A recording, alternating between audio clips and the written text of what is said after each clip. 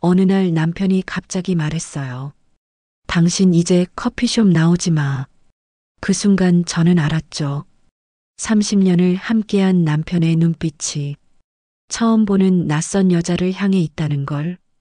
그것도 우리 딸뻘 되는 알바생을 보는 눈이 분명 다르다는 걸요.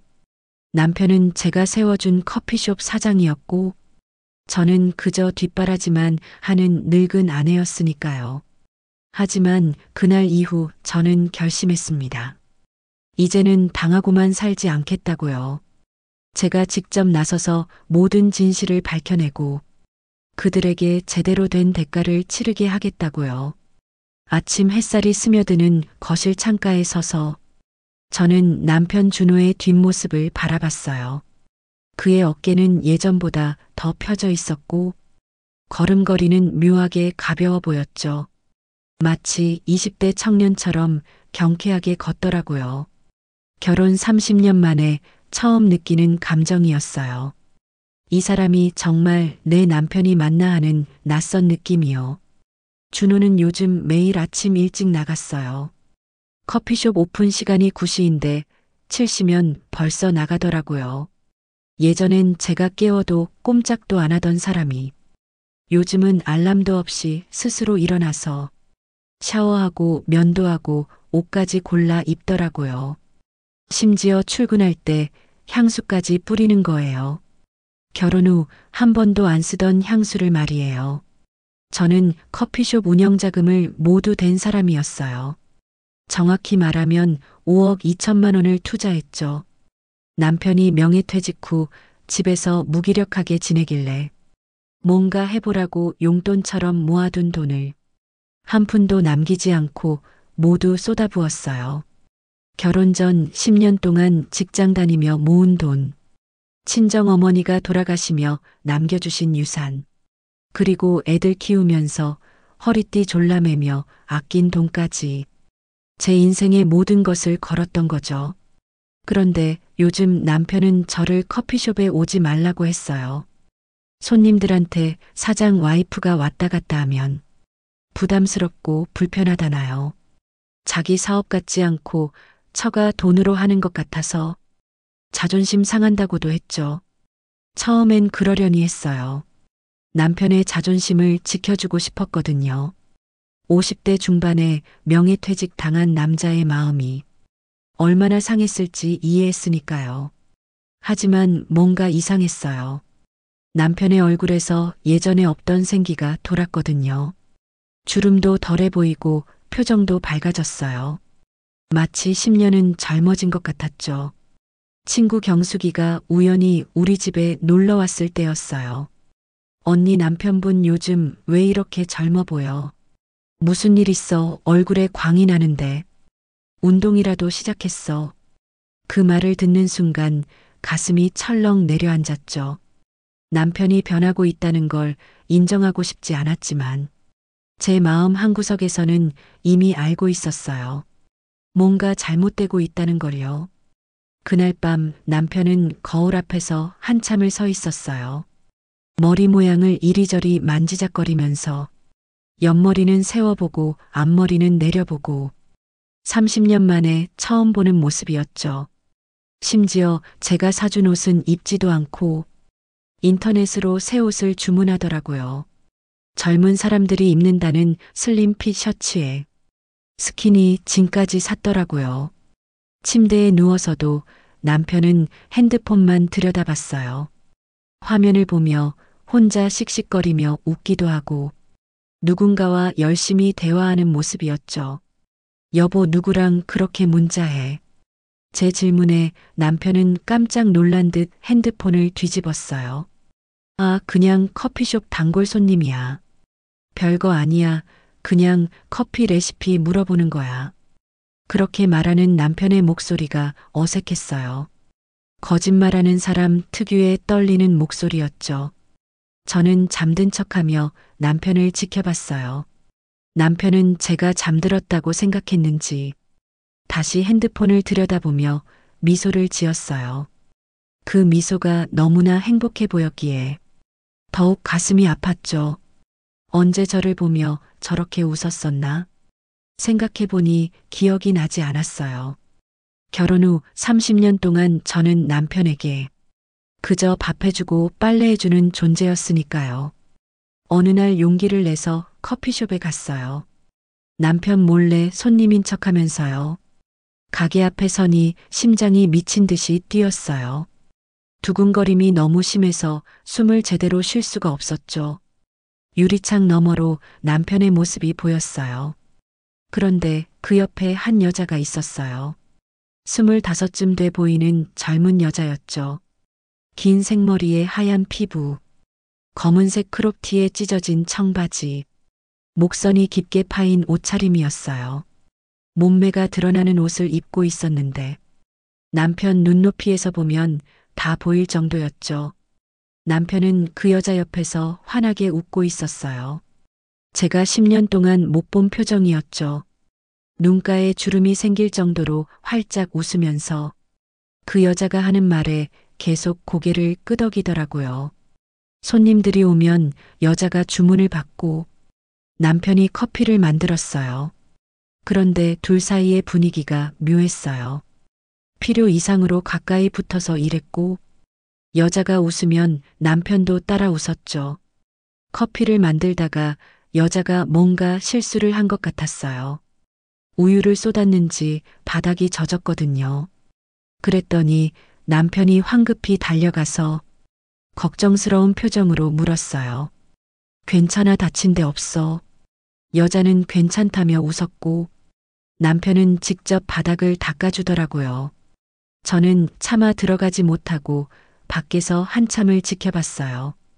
그러다 여자가 남편 어깨에 손을 올리는 순간을 봤어요. 농담을 하듯 가볍게 툭툭 치는 그 손길이요. 남편은 뿌리치지 않았어요. 오히려 더 환하게 웃어 보이더라고요. 그 순간 저는 깨달았어요. 남편이 저를 멀리하려 한 이유가 바로 저 여자 때문이라는 걸요. 집에 돌아와서도 그 장면이 눈앞에서 떠나지 않았어요. 손이 떨려서 설거지하다가 그릇을 깨뜨렸죠. 깨진 그릇 조각을 주우면서 눈물이 났어요. 30년을 함께 산 남편이 이렇게 쉽게 다른 여자에게 마음을 주다니 저는 뭐가 부족했던 걸까요? 매일 아침 6시에 일어나서 밥 차려주고 남편 와이셔츠 다림질하고 양말까지 신겨서 보냈는데 결국 남은 건 외로움뿐이었어요. 그날 밤 남편이 돌아왔을 때 저는 아무렇지 않은 척 물었어요. 알바생 새로 뽑았어. 언제부터 나온 거야? 응, 서연이라고 대학생이야. 한 달 정도 됐어. 일 열심히 해서 다행이야. 손님들도 좋아하고. 남편의 목소리에는 설렘이 가득했어요. 서연이라는 이름을 말할 때 남편의 입꼬리가 올라가는 걸 봤죠. 저녁을 먹으면서도 남편은 계속 서연이 얘기만 했어요. 서연이가 손님 응대를 얼마나 잘하는지, 서연이가 커피 만드는 걸 얼마나 빨리 배우는지, 서연이가 얼마나 밝고 긍정적인지, 심지어 서연이가 좋아하는 음악까지 얘기하더라고요. 저는 그저 고개만 끄덕이며 들었어요. 하지만 속으로는 분노가 끓어올랐죠. 30년을 함께 산 아내의 취향은 모르면서 한 달밖에 안 된 알바생 취향은 다 아는 남편. 정말 한심하다는 생각이 들었어요. 밤에 잠자리에 들었을 때도 남편은 핸드폰만 봤어요. 웃음을 참으려는 듯 입술을 깨물면서 열심히 타자를 치더라고요. 저는 참다 못해 물었어요. 여보, 그렇게 재미있어 뭘 보는 건데? 남편은 화들짝 놀라며 핸드폰을 엎었어요. 아, 아무것도 아니야. 그냥 유튜브 보는 거야. 하지만 저는 봤어요. 카카오톡 화면이었다는 걸요. 저녁을 차려놓고 남편을 기다렸어요. 평소엔 7시면 들어오는데 그날은 9시가 넘어도 안 왔죠. 전화를 해도 받지 않았어요. 문자를 보내도 읽은 표시만 뜨고 답장은 없었어요. 시계를 보며 초조하게 기다리는데 현관문이 열리는 소리가 들렸어요. 어디 갔다 왔어? 이렇게 늦게까지. 전화도 안 받고 문자도 안 읽고 제 목소리는 떨리고 있었어요. 물으니까 남편은 대수롭지 않게 대답했어요. 아, 미안, 정신없어서 못 봤어. 알바생이 퇴근 늦어서 같이 정리하다 보니 시간 가는 줄 몰랐다고요. 알바생 그 단어가 귓속에서 맴돌았어요. 이름이 뭐예요? 그 알바생. 몇 번이나 얘기했잖아. 서연이라니까. 제 질문에 남편은 짜증스럽게 대답했어요. 그러고는 태연하게 말을 이었죠. 대학생인데 아르바이트 하면서 학비 벌고 있대. 부모님이 안 계셔서 혼자 고생하면서 공부한대. 착하고 성실한 애야. 정말 기특해. 남편의 목소리에는 묘한 애정이 담겨 있었어요. 마치 딸을 자랑하는 아버지 같았죠. 아니, 그것보다 더한 감정이 느껴졌어요. 그날 밤 남편은 씻고 나와서 거울 앞에 한참 서 있었어요. 새로 산 로션을 얼굴에 바르더라고요. 심지어 목까지 꼼꼼하게 발랐어요. 결혼 후 처음 보는 모습이었죠. 저한테는 한 번도 그런 모습 보인 적 없는데. 여보, 그거 언제 샀어, 로션? 아, 이거 며칠 전에 샀어. 피부가 가니까 의사가 관리 좀 하래서. 남편은 태연하게 거짓말을 했어요. 하지만 저는 알고 있었어요. 그 로션이 백화점에서 파는 고급 제품이라는 걸, 젊은 여자들이 쓴다는 브랜드라는 걸요. 잠자리에 누워서도 남편은 핸드폰만 들여다봤어요. 누구랑 문자에 이렇게 열심히. 물으니까 손님이 문의사항 보내왔다고 했어요. 하지만 남편의 입꼬리는 계속 올라가 있었고 손가락은 바쁘게 움직이고 있었죠. 심지어 이모티콘까지 보내는 게 보였어요. 제가 아는 남편은 이모티콘 같은 거 안 쓰는 사람인데 다음 날 남편 핸드폰을 몰래 확인했어요. 비밀번호가 바뀌어 있었어요. 30년을 함께 살면서 비밀번호를 바꾼 적이 없었는데요. 우리 결혼 기념일이었던 비밀번호가 이제는 다른 숫자로 바뀌어 있었죠. 그 순간 모든 게 확실해졌어요. 남편이 저를 속이고 있다는 것. 그리고 그 중심에 서연이라는 여자가 있다는 것을요. 저는 경숙이에게 전화를 걸었어요. 언니나 어떻게 해야 할까? 남편이 이상해. 분명히 뭔가 있어. 목소리가 떨렸어요. 경숙이는 단호하게 말했어요. 확실한 증거 잡아. 그냥 넘어가면 안 돼. 직접 가서 두 눈으로 확인해봐. 저도 그렇게 생각했어요. 이대로 당하고만 있을 수는 없었죠. 며칠 동안 남편을 관찰했어요. 남편은 매일 더 일찍 나가고 더 늦게 들어왔어요. 심지어 주말에도 가게에 나간다고 했죠. 원래 주말은 쉬기로 했는데 서연이가 주말에만 시간이 있다며 같이 일하자고 했다나요. 집에 있을 때도 항상 핸드폰만 들여다봤어요. 저와는 대화도 거의 하지 않았죠. 저녁 먹을 때도 TV만 보거나 핸드폰만 만졌어요. 제가 무슨 말을 해도 대충 듣는 척만 했어요. 30년을 함께 산 부부가 이렇게 남남처럼 될 수 있다니 가슴이 무너져 내리는 것 같았어요. 친구 경숙이한테 모든 걸 털어놨어요. 그랬더니 경숙이가 직접 가서 확인해 보라고 등을 떠밀었죠. 이번엔 정면으로 당당하게 들어갔어요. 초인종 소리에 남편의 얼굴이 굳어지는 게 보였어요. 여보, 왜 왔어? 연락도 없이. 남편은 당황한 표정으로 저를 맞았죠. 서연이라는 여자는 저를 보더니 눈을 크게 떴다가 이내 능글맞게 웃었어요. 사장님 부인이세요. 처음 뵙겠습니다. 목소리는 밝았지만 눈빛은 차가웠어요. 오프숄더 니트에 몸에 딱 붙는 레깅스 차림이었죠. 어깨가 다 드러나는 옷에 허리 라인이 고스란히 드러나는 바지. 남편 앞에서 허리를 숙여 인사하는 모습이 일부러 그러는 것 같았어요. 가슴골이 다 보일 정도였거든요. 앉아서 커피를 마시며 두 사람을 관찰했어요. 서연은 남편한테 끊임없이 말을 걸었고 남편은 그녀가 하는 말 하나하나에 고개를 끄덕였죠. 사장님, 이거 어떻게 해요? 서연이 일부러 어려운 척하며 남편을 불렀어요. 남편은 그녀 옆으로 가서 어깨 너머로 기계를 만지작거렸죠. 둘 사이의 거리가 너무 가까웠어요. 서연의 머리카락이 남편 팔에 닿을 정도였죠. 고마워요. 사장님 역시 최고예요. 서연이 남편을 올려다보며 웃었어요. 그 눈빛이 너무나 노골적이었죠. 제가 한참을 앉아 있으니 남편이 불편한 듯 말했어요. 여보 집에서 쉬고 있어. 내가 저녁에 일찍 갈게. 아, 저도 곧 들어가요. 서연이 끼어들었어요. 오늘 저녁 약속 있으시잖아요, 사장님. 남편 얼굴이 순간 굳었어요. 무슨 약속? 제 목소리가 날카로워졌죠. 아, 그게 커피 납품업체 사장님이랑 저녁 약속이 있어서. 서연이가 대신 대답했어요. 저도 같이 가기로 했거든요. 업체 일 배워야 해서요. 사장님이 저 없으면 안 된다고 하셔서요. 그녀의 말투는 자연스러웠지만 눈빛만은 도전적이었어요. 마치 이겨보라는 듯이 저를 쳐다봤죠. 저는 그 자리에서 더 이상 참을 수 없었어요. 그럼 저도 같이 가죠. 남편 업체 미팅이니까. 당연히 부인인 제가 가야죠. 제 말에 남편과 서연의 표정이 동시에 굳었어요.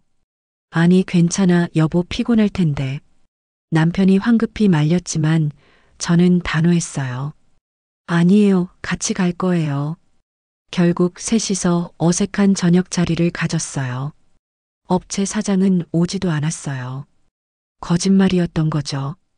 서연은 태연하게 말했어요. 어머, 연락이 안 되네요. 아마 급한 일 생기신가 봐요.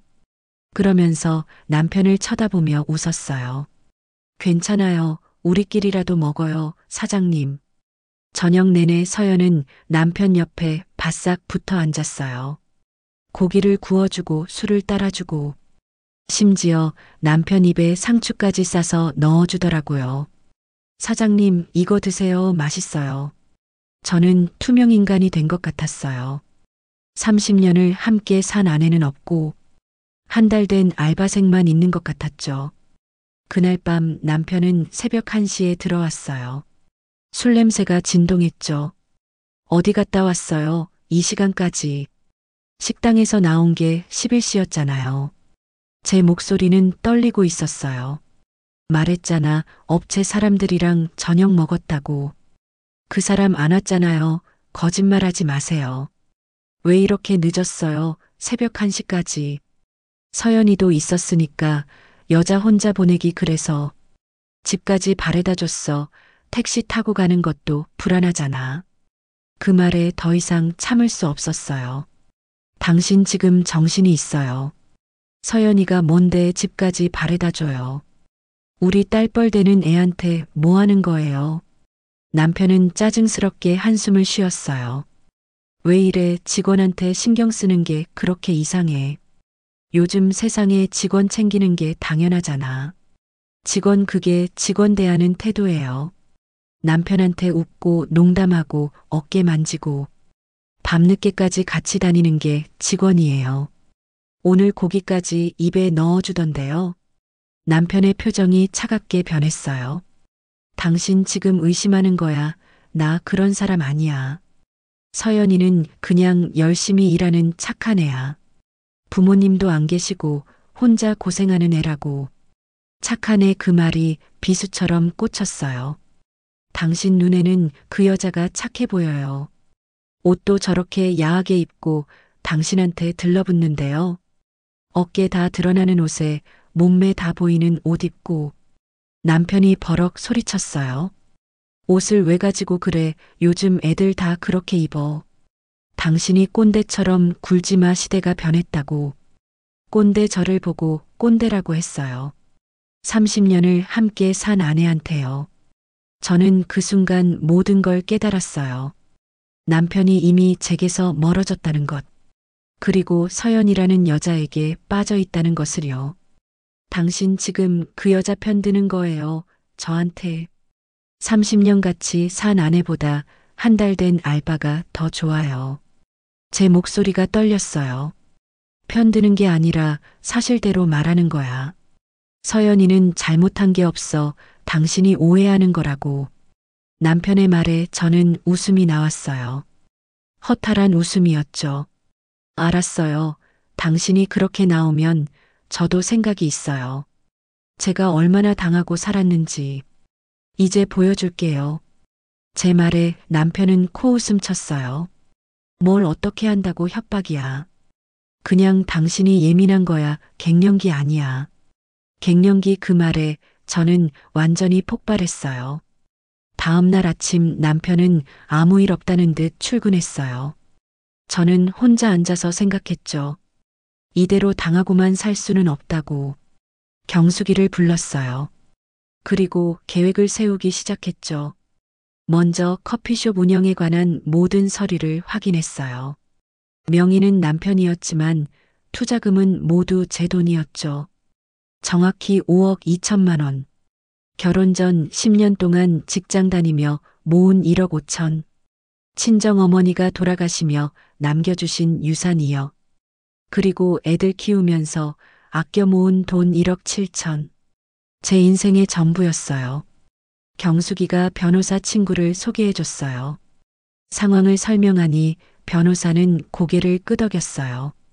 투자금 회수는 충분히 가능하다고 했죠. 남편 명의지만 출처가 명확하고 혼인 중 재산이니 분할 청구권이 있다고요. 하지만 저는 그것만으로는 부족했어요. 남편과 서연에게 제대로 된 교훈을 주고 싶었거든요. 그래서 더 치밀한 계획을 세웠어요. 먼저 서연의 신상을 알아냈죠. 경숙이가 아는 사람을 통해 조사를 의뢰했어요. 실제로는 대학생이 아니었어요. 대학을 1학년 때 자퇴하고 이 카페 저 카페 떠돌아다니며 사장님들한테 접근하는 게 패턴이었죠. 이전 직장만 해도 3곳이 넘었어요. 강남의 한 카페에서는 50대 사장이 부인과 이혼 직전까지 갔다가 서연이 갑자기 그만두는 바람에 겨우 정리됐다더군요. 홍대의 한 카페에서는 사장이 서연한테 3천만 원을 줬다가 아내한테 들켜서 난리가 났었고요. 전형적인 수법이었어요. 젊음을 무기로 중년 남자들을 유혹해서 돈을 뜯어내는 거였죠. 이 사실을 알고 나니 화가 나면서도 한편으론 남편이 한심했어요. 그렇게 뻔한 수법에 넘어가다니. 저는 이전 직장 사장님 부인과도 연락이 닿았어요. 그분도 저와 비슷한 상황을 겪었다고 하더라고요. 결국 서연이 돈을 받고 떠났다고 했어요. 그 얘기를 듣고 저는 확신했어요. 서연이의 목적은 처음부터 돈이었다는 것을요. 그렇다면 저도 그 방법을 이용하기로 했어요. 하지만 단순히 돈만 주고 끝낼 생각은 없었죠. 제대로 된 증거를 확보해서 남편의 눈을 뜨게 만들 계획이었어요. 며칠 동안 철저히 준비했어요. 녹음기도 구입하고 변호사와도 계속 상의했죠. 심지어 녹음이 잘 되는지 테스트까지 했어요. 이제 서연을 만날 시간이었어요. 제 손에 쥐어진 카드는 5천만 원. 하지만 진짜 무기는 따로 있었죠. 저는 서연에게 직접 연락했어요. 전화번호는 가게 직원 명단에 있었죠. 서연 씨 한번 만날 수 있을까요? 할 얘기가 있어서요. 제 목소리는 최대한 부드럽게 만들었어요. 서연은 잠시 망설이다가 어디서 만날까요? 하고 물었죠. 목소리에 긴장감이 느껴졌어요. 조용한 찻집에서 만났어요. 인사동의 한적한 카페였죠. 서연은 여전히 노출이 심한 옷차림이었어요. 흰색 크롭 셔츠에 짧은 스커트였어요. 배꼽이 보일 정도로 짧은 상의에 허벅지가 다 드러나는 치마. 앉자마자 서연이 먼저 말했어요. 사모님 오해하신 거 푸시면 좋겠어요. 저는 그냥 일 열심히 하는 거예요. 사장님이랑 아무 사이도 아니고요. 오해가 아니에요. 서연 씨 전 다 알고 있어요. 제 말에 서연의 얼굴이 굳었어요. 이전 직장에서도 똑같은 짓 했다는 거 알아요. 강남 카페, 홍대 카페, 이태원 카페까지 다 조사했어요. 서연의 눈빛이 차갑게 변했죠. 그래서요, 증거라도 있어요. 사장님이랑 저랑 뭐 잘못된 거 있어요. 법적으로 문제될 것도 없는데요. 증거는 필요 없어요. 하지만 거래는 할 수 있죠. 제 말에 서연이 관심을 보였어요. 눈빛이 반짝이는 게 보였죠. 얼마 받고 싶어요. 커피숍 그만두고 내 남편한테서 떠나면요. 서연은 잠시 생각하더니 입을 열었어요. 5천만 원이요. 그럼 깔끔하게 정리할게요. 너무 쉽게 말하더라고요. 고민도 없이 바로 금액을 제시했어요. 역시 이런 게 처음이 아니구나 싶었죠. 좋아요. 그럼 며칠 후에 돈 준비해서 연락할게요. 하지만 조건이 있어요. 서연이 귀를 기울였어요. 우리 남편한테는 개인 사정으로 그만둔다고 하고 절대 연락하지 마세요. 알았어요. 그 정도는 당연하죠. 근데 사모님도 참 쉽게 결정하시네요. 서연은 자신만만하게 대답했어요. 며칠 후 다시 만났어요. 이번에는 가방 안에 녹음기를 숨겨뒀죠. 작은 핀 마이크까지 달아서 모든 대화가 선명하게 녹음되도록 했어요. 돈 가방을 건네며 말했어요. 이제 정리할 거죠, 확실하게. 당연하죠. 오늘부터 안 나갈 거예요. 서연이 돈 가방을 받으며 말했어요. 세어보지도 않고 바로 받더라고요. 그런데 사모님 왜 이렇게 쉽게 돈 주세요? 궁금하지 않아요. 서연이 물었어요. 쉽게 정리하고 싶어서요. 남편이 상처받는 것도 보기 싫고요. 제 대답에 서연이 비웃듯 말했어요. 사모님 같은 분들은 항상 그래요. 남편 붙잡으려고 돈 쓰시죠. 하지만 솔직히 사장님 저한테 완전 빠져 있었어요. 제가 안 받아도 사모님한테 돌아가지 않았을걸요. 매일 문자하고 전화하고 심지어 사랑한다는 말까지 하셨거든요. 그 말을 다 녹음했어요. 서연의 본 모습이 고스란히 담긴 증거였죠. 완벽했어요. 5천만 원을 준비했어요. 하지만 진짜 목적은 따로 있었죠. 녹음기를 가방 안에 숨겨뒀어요. 서연과의 대화를 모두 녹음할 계획이었죠. 돈을 건네는 날 서연은 들떠 있었어요. 이제 정리할게요. 사장님한테 잘 말씀드릴게요. 개인 사정으로 그만둔다고 할게요. 어떻게 말할 건데요, 구체적으로? 그냥 개인 사정으로 그만둔다고 하면 되죠. 뭐 어려울 것도 없어요. 그동안 이런 거 여러 번 해봐서 익숙해요. 서연이 너무 쉽게 말하는 걸 보니 정말 이런 일에 익숙한 게 분명했어요. 다 녹음됐어요. 서연 씨가 돈 받고 우리 남편한테서 떠나기로 한 거 전부요. 그리고 이전에도 이런 일 했다는 것까지요. 서연의 얼굴이 새하얗게 질렸죠. 그게 무슨 이건 협박이에요. 불법이라고요. 경찰 부를 거예요. 협박이 아니에요. 증거예요. 서연 씨가 고의적으로 남의 가정을 파괴하려 했다는, 그리고 그 대가로 돈을 받았다는 증거죠. 서연은 벌떡 일어나려 했지만 저는 차분하게 말했어요. 앉아요. 아직 할 말 남았어요. 이 녹음 파일은 내 남편한테도 보낼 거예요. 그리고 서연 씨 이전 직장들한테도 전부 보낼 거고요. SNS에도 올릴 수 있어요. 서연의 손이 떨리기 시작했어요. 왜 이러세요? 돈도 받았잖아요. 약속 지킬 거라고요. 제발요. 돈은 미끼였어요. 서연 씨 본 모습을 확인하려고요. 이제 내 남편은 서연 씨가 어떤 사람인지 정확히 알게 될 거예요. 그리고 앞으로 어떤 카페에서도 일 못할 거예요. 제 말에 서연은 창백한 얼굴로 떨고 있었죠.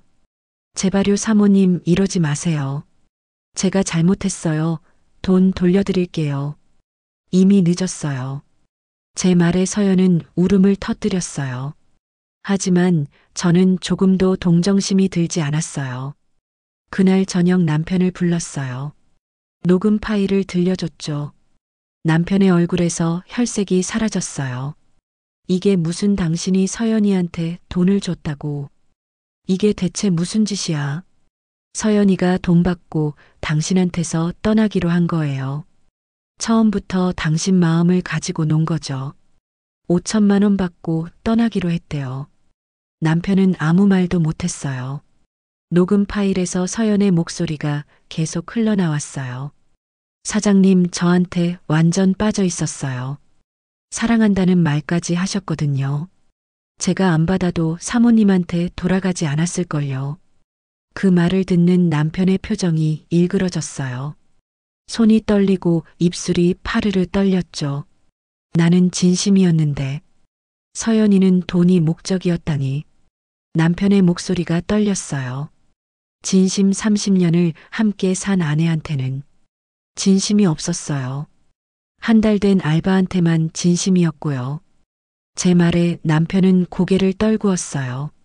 그리고 며칠 후 서연은 커피숍을 그만뒀어요. 연락도 없이 사라졌죠. 남편은 허탈한 얼굴로 매일 가게만 지켰어요. 손님도 점점 줄어들었고 분위기도 싸늘해졌죠. 남편은 매일 한숨만 쉬었어요. 한 달 후 저는 변호사를 통해 투자금 전액을 회수했어요.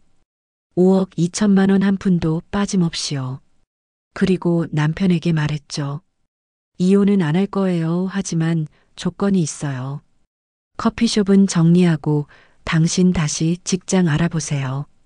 그리고 앞으로 평생 저한테 고개 숙이고 사세요. 핸드폰도 제가 언제든 볼 수 있어야 하고 어디 가든 제 허락 받아야 해요. 남편은 고개를 끄덕였어요. 달리 선택의 여지가 없었죠. 지금 남편은 작은 회사에 다니고 있어요. 월급 200만 원도 안 되는 곳이에요. 퇴근하면 바로 집으로 오고 핸드폰도 제가 수시로 확인해요. 주말에는 집안일을 도와요. 빨래 개고 설거지하고 청소하고. 저는 회수한 돈으로 작은 요가원을 차렸어요. 제 이름으로요. 강남에 있는 30평짜리 깨끗한 공간이에요. 거기서 만난 동년배 친구들과 즐겁게 지내고 있죠. 요가도 배우고 필라테스도 하고 가끔 친구들과 여행도 가요. 가끔 남편이 미안하다고 말할 때가 있어요. 당신 정말 미안해. 내가 정신이 나갔었어. 하지만 전 대답하지 않아요. 그저 차갑게 바라볼 뿐이죠. 용서는 쉽게 오지 않으니까요. 하지만 복수는 확실하게 끝났으니까요. 이제 저는 제 인생을 살고 있어요. 남편의 뒷바라지가 아닌 저 자신을 위한 삶을요. 요가원에서 만난 친구들은 모두 저를 응원해줘요. 언니 정말 멋있어요. 그렇게 당당할 수 있어서. 언니 보면서 용기 얻었어요.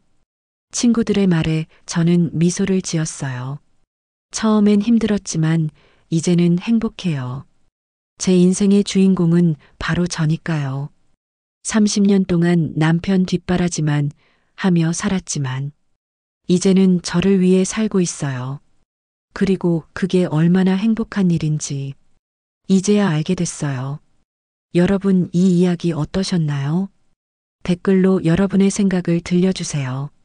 당하고만 사는 게 미덕일까요? 아니면 당당하게 맞서는 게 현명할까요? 그리고 이런 이야기가 더 궁금하시다면 구독 버튼 꾹 눌러주시고요. 좋아요도 함께 부탁드립니다. 여러분의 한 번의 클릭이 더 좋은 이야기를 만드는 힘이 됩니다. 다음 이야기도 기대해 주세요.